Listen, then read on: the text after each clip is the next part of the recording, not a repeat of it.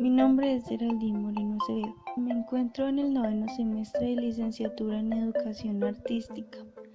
Mi práctica profesional 2 la hice en el Colegio Distrital Morisco. Allí las clases iban dirigidas a niños de segundo, tercero, cuarto y quinto de primaria. Estos niños asistían de manera voluntaria, por lo que el trabajo se volvía más ameno por su interés por aprender. La temática principal durante todo este proceso fue los animales en vía de extinción, puesto que es una temática que si se trabaja y se enfatiza desde la infancia, se pueden lograr cambios en un futuro.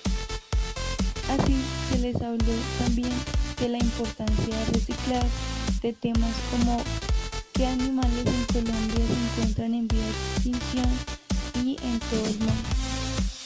Por esta razón también se logró ver un gran cambio en los hábitos de los niños y en la forma en la cual se expresaban frente al tema, porque se interesaban por averiguar.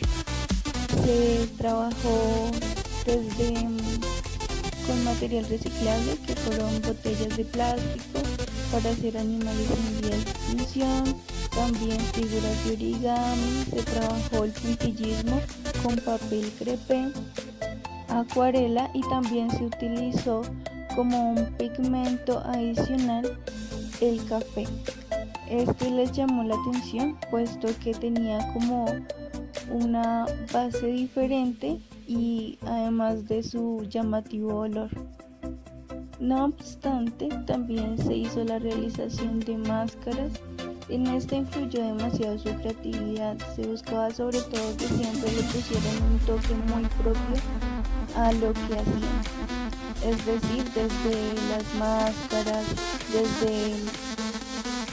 desde la simetría, así como también de la creación de dibujos propios. Se buscaba implementar su imaginación en pro de una temática tan fuerte como se ha venido hablando de los animales en vía de extinción.